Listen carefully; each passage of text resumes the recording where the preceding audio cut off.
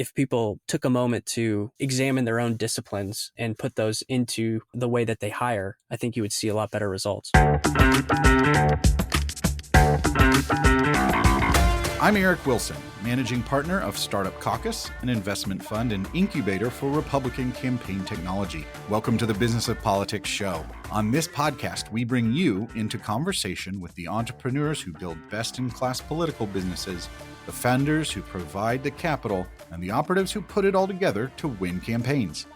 Our guest today is Jonathan Gallegos, founder of GOP Jobs, a curated job board of the best jobs and freelancers in conservative and right-leaning politics. Before founding GOP Jobs, Jonathan worked in the White House as director of digital content. He has experience from Capitol Hill and corporate America as well. I'm proud to say he's also one of our Startup Caucus entrepreneurs in residence, and we work closely together on building GOP Jobs. In our conversation today, Jonathan and I discuss the hiring landscapes in campaigns, his experience building GOP Jobs, and what he sees as opportunities for the political industry.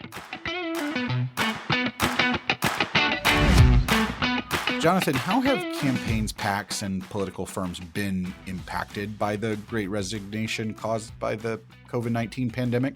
I don't think that there's any organization out there that hasn't been impacted either by the pandemic or, what a lot of folks are coining as the Great Resignation.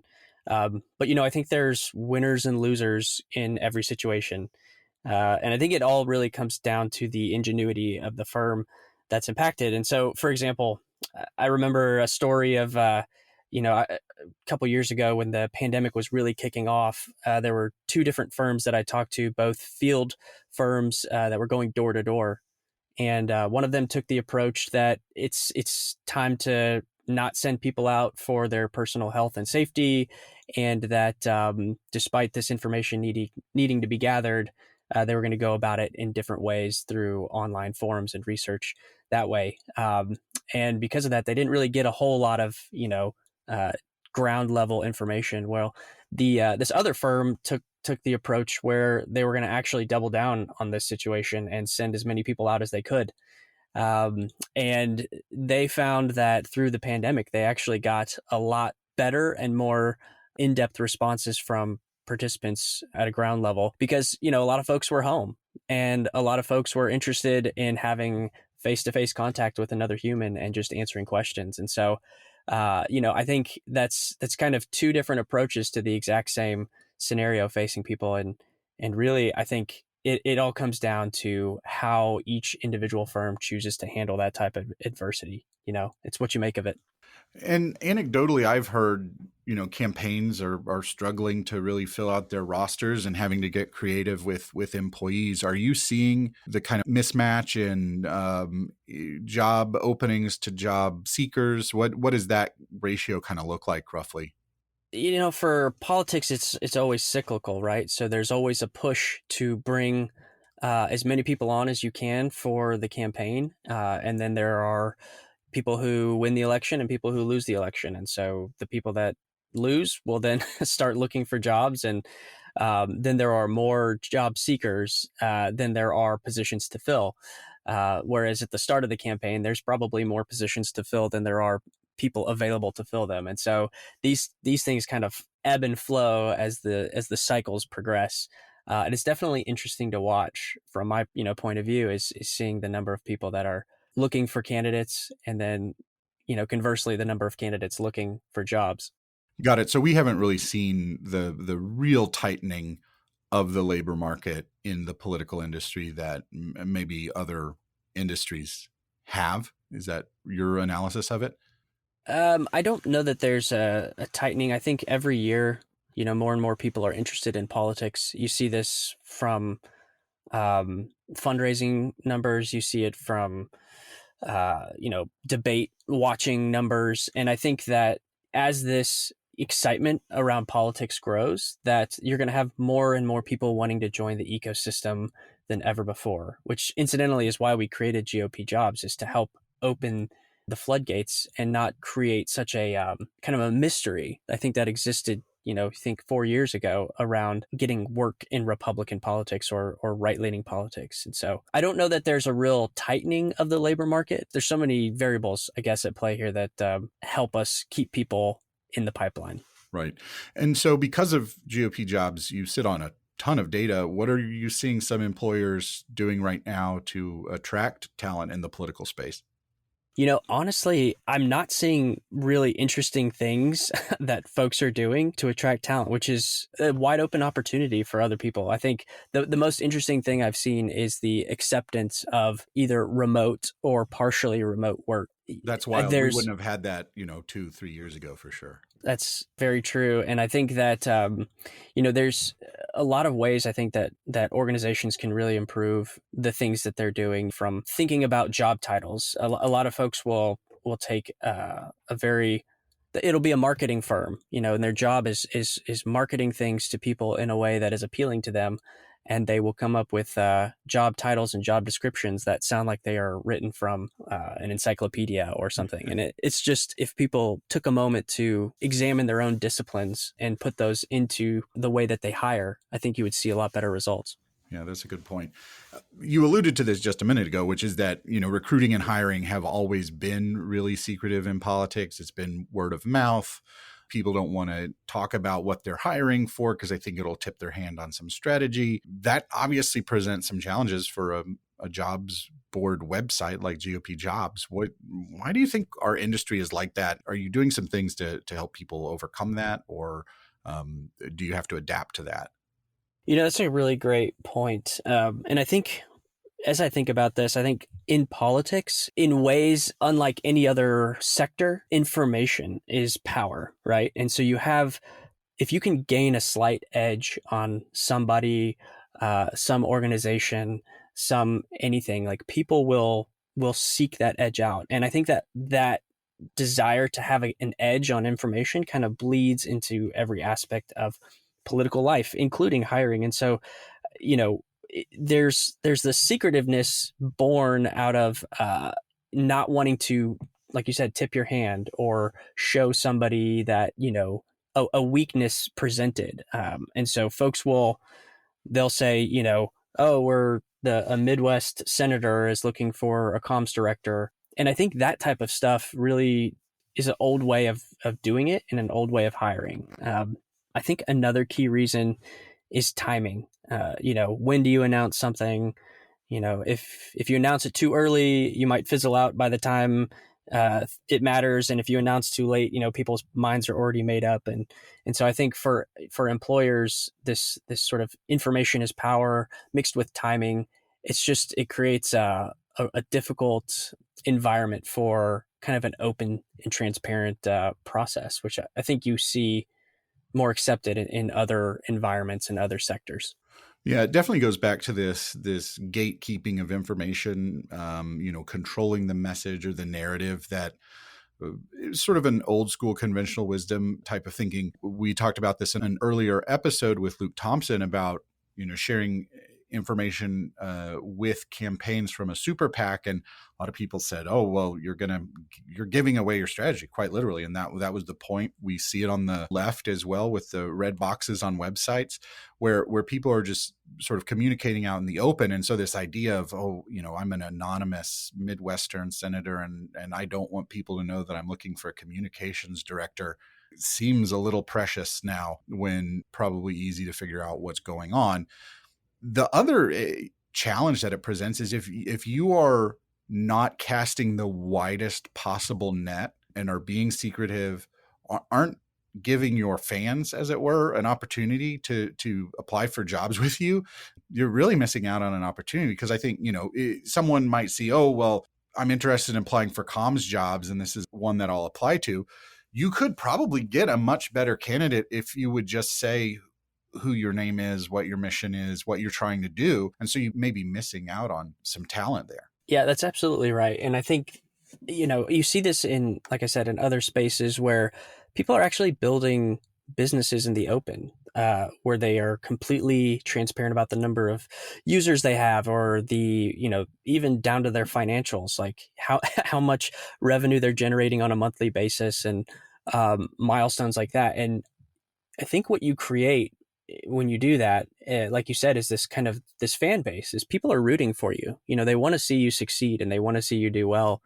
And and I think there's an opportunity for an organization or an individual to not necessarily share their financials. That may be a bit extreme, but to just be a bit more open about their needs and allow people to rally behind them and really support them.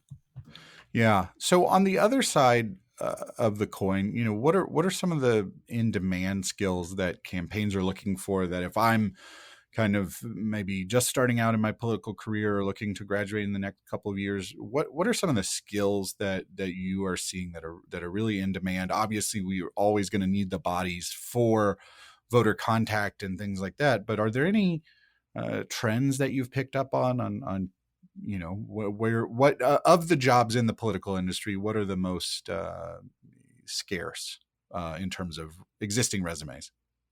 Yeah, I think a lot of the things that I've seen are comms related and specifically digital, right? So you always are going to have a need for people who can be sort of tech savvy, and I think that's a bit systemic in our party, and I think that some of that is going away to some extent. But having people who know how to run a drip email campaign, having people who know how to operate an online fundraising platform, right? Somebody who can, in a smart way, deploy, email or social campaigns that, help get out the vote, and an awareness of those tools and those systems outside of hiring an agency or hiring somebody to do it, but really having somebody in-house who can help turn the jet ski quickly is super valuable, I think, to campaigns and to other folks. And I've definitely seen an interest in that more in-house with organizations and campaigns in general.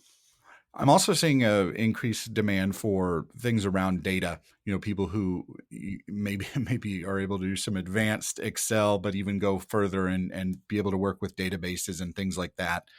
That is only going to grow as campaigns become more reliant on data. One of the things that we see on the digital side, of course, is that a lot of campaigns still aren't equipped to have in-house digital marketers. And so that has sort of restricted our supply in the way that you might see with communications people or field people, finance, where every campaign already has that. So you've got this robust talent pool. And so those are two really interesting areas where I think people are searching for talent and just not finding as many options as they would like. That's a great point. Data is definitely key, and I think we are at the starting line of a marathon with where data is and where it will be going in the future. And you're seeing a few firms now that are popping up that are really going to be major aggregators of this information, and really be able to, I think, from a business perspective, be able to charge a premium for that information because of the amount of information that they're sort of storing. And I think those are going to be some exciting areas to watch as we move into this next presidential and the ones that follow. You're listening to the Business of Politics show. I'm speaking with Jonathan Gallegos, founder of GOP Jobs. Jonathan, there are a lot of problems out there to tackle as an entrepreneur in the political space. And one of the most common approaches I see that someone wants to look at a problem and solve all of it, right? And we call it the campaign in a box. You took a different view and decided very early on to focus narrowly on the hiring and the talent recruitment. I'm curious to hear what your process was like for coming up with the idea of GOP Jobs. Did you see a problem and wanted to solve it? Or did you say, hey, we should have a jobs board? What was the origin story there? So for me, I came into politics after already having several years in as a career in the corporate space, and so for me, it was very eye opening to step into a world where there's secretive, friend of a friend, these sort of um, insider sort of hiring situations, and um, so from the start that always stuck with me and really struck me as something. This is different. This is not what I'm used to. This is a unique environment that operates unlike the other environments that I had been used to.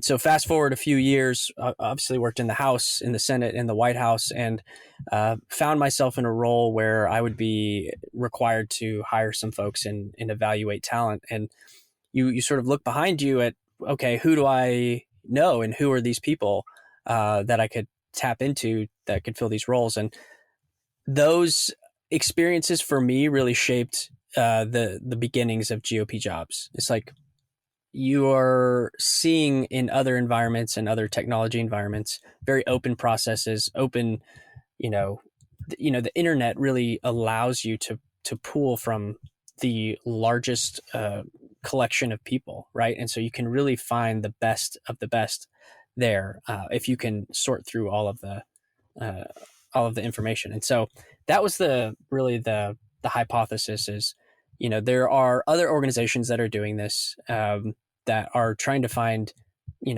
this talent and employer match. But what if we did it in a way that was open, right? We're just going to put all the jobs out there. We're going to show everyone exactly who's hiring.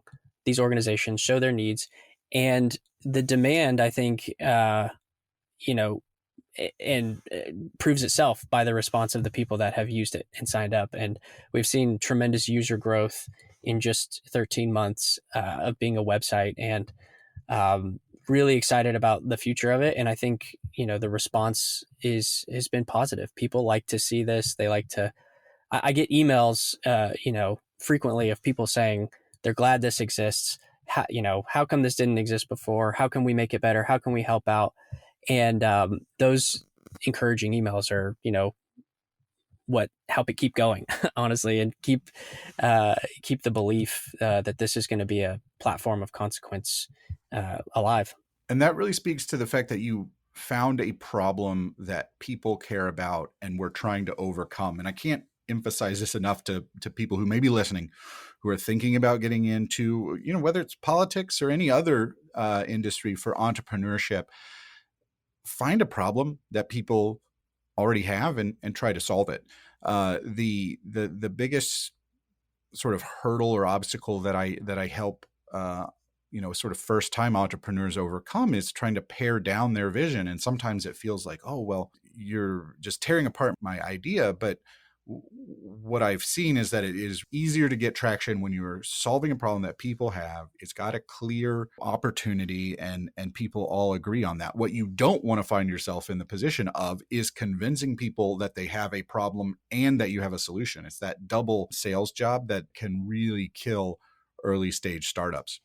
Yeah, absolutely. I think it's the analogy that comes to mind. This is probably not perfect, but is like holding a bird or a dove or something. And that's, if you squeeze it too tightly, if this idea that you have, if you don't let anybody else speak to it and inform it as a founder, you can really miss the mark and spend a tremendous amount of resources and time building something that nobody wants. But you don't want to hold that idea so loosely that you let it morph into what everybody else thinks it should be. You want it to be, if you have a conviction about something and a point of view on the way the world should be and could be, if your product existed in it, then you need to see it through. And so that's my analogy for you. Yeah, and it makes a lot of sense. You built GOP jobs using, no code and low code tools. And for our listeners, that means you didn't need any specialized training or knowledge to build the product that users see today. You still obviously have to know how to put the pieces together, what tools to use, how to solve problems, run the business, but you didn't spend a ton of money on hiring a developer to build out your platform. And again, that's another mistake that I see a lot of first-time entrepreneurs make in this space. They think, oh, I've got to go out and build it perfectly from day one. You took a different approach, and I'm curious to hear what was your experience like and what did you learn along the way that you might not have uncovered if you had contracted it out or had someone else build it?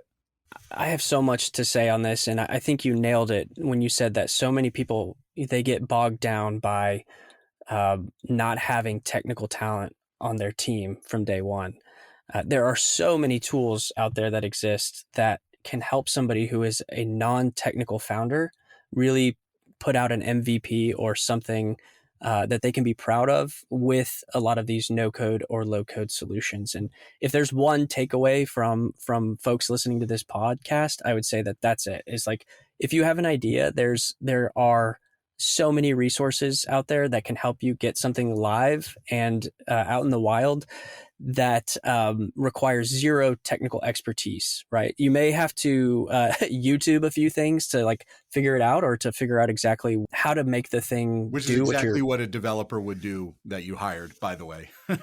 Yeah, that's exactly right. Yeah, I mean, just because you hire a developer doesn't mean they know everything, right? They haven't coded every website out there, and don't have, like, they're looking things up too. They're just doing it from a different perspective. And as a founder, I think you really have the idea, the vision in your head, and you can execute it better than somebody else trying to get into your mind and understand exactly how you want it to go. And so for me, I have always found that at least getting an MVP out into the wild, that is the best way to go, and the fastest way to go. The fastest way to see is there product market fit? Is there interest? Is there, something that you can take and then build and scale on with some, with a serious tech stack, and then bring on, that talent, that engineering talent, at the appropriate time. But if you're just starting something, if you have an idea, there is, in my opinion, no reason to go out and hire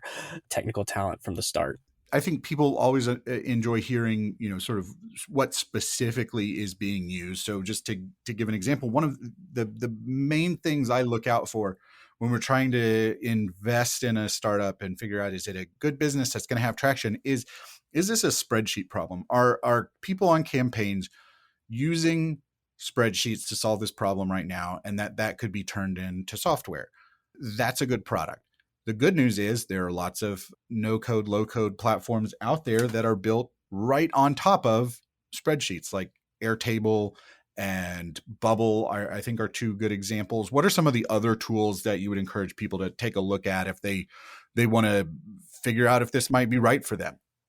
Yeah, I'm glad you asked that, because I think a lot of times this does get too sort of theoretical, but hopefully what I'm about to say is very practical for people getting started. And so if you're looking to launch a website, my favorite tool is Webflow. Webflow has some of the best templates to just grab and get started. If you're looking to process payments, Stripe is very user-friendly. You can do it with Stripe Checkout. You could also try Square. Those are some really easy ones. Airtable, as you mentioned, is one of the most powerful automated back-end services you can use to collect and store information. And then if you're trying to send it out places, Zapier. Zapier is a way to connect pretty much any service you have online to another service. And you can set up automations and triggers that, when you get a email or a payment that comes in, it sends out an email, or there's infinite ways you can do it. Some of the other tools I use are Parabola.io. It's another automation software that's a little more technical. I would put it in the low code category. There's also a company called JetBoost, where if you're working with Webflow, you can have really robust search functionality, which is how I power my resume bank. Those are just a few. Figma is really great for designing. If you're working with a designer and you just want to kind of mock up some designs, that's a great one to use as well. Even if you're stepping into the crypto space, Coinbase Commerce now has a checkout functionality with crypto. So for anybody interested in that space, Coinbase Commerce makes it really easy to create checkout links with crypto with a simple URL. So there's a lot of different ways that somebody without technical expertise can get involved. Yeah, I think that there's never been an easier time to build a web application. If you can do MailChimp and, post things on your CMS, you can figure out how to build an application that can be the basis of your product. And the final thing I'll say on this is that it is much easier to recruit technical co-founders when you have a business with traction, because then they're going to see, oh, okay, here are some problems. And they really like solving problems rather than reinventing the wheel.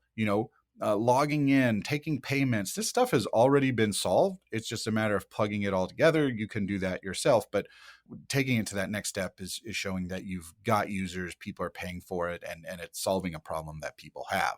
Yeah, it's exactly right. And I'll throw out one more while we're talking about it, and that's MemberStack. So if you're looking to create a membership-based website with gated content, maybe you write a blog and you want to charge people for that blog. Maybe you have some sort of newsletter that you want to charge people for. Anything where you would create gated content, maybe a video series.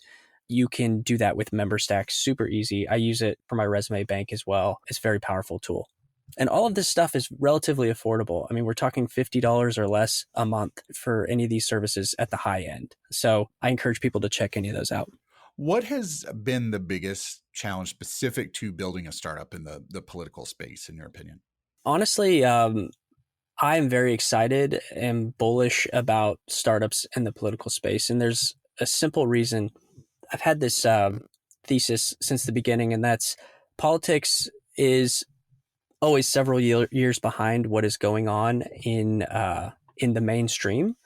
And I think that cycle is that lapse is getting narrower and narrower by the year. And so, what that may have been 4 years behind a couple of years ago, and maybe it's 1 year behind now, and it's probably different in different spaces. But what I like to do is take a look at what is successful elsewhere and think to myself, how can I make this apply to the political space?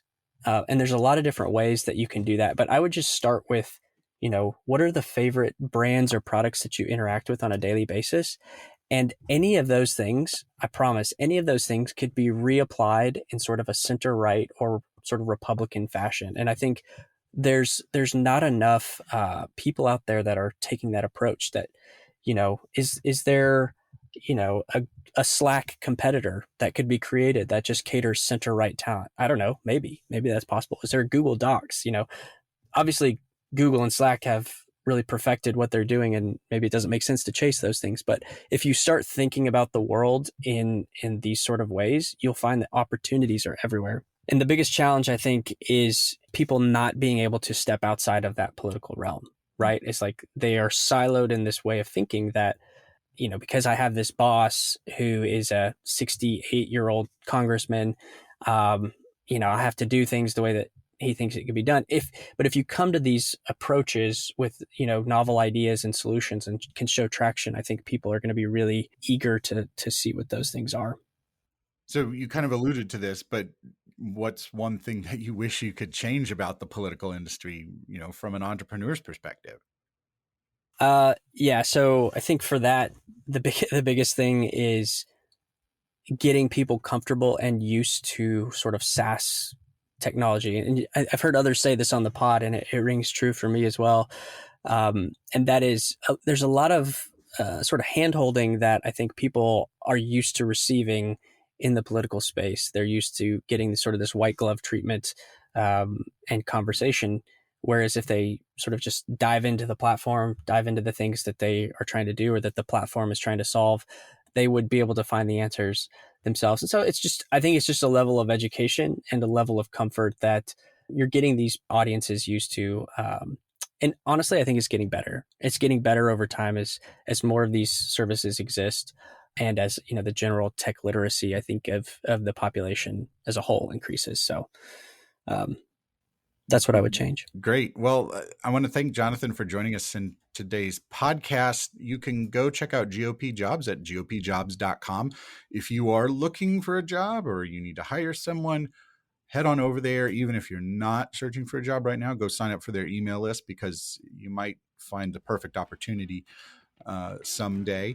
Please remember to subscribe to the Business of Politics show wherever you listen to podcasts. And I'm going to keep saying it until you guys go out and do it, but please go leave a review or a rating on Apple Podcasts. It really does help with the discovery, so more people who are going to be potential entrepreneurs and come build in our space are going to find this podcast and learn the valuable lessons that people like Jonathan and our other guests are sharing. So please go do that. Just write a couple sentences and add a few stars, and that is enough to satisfy the algorithm of discovery. So with that, we'll see you next time. Thanks for listening.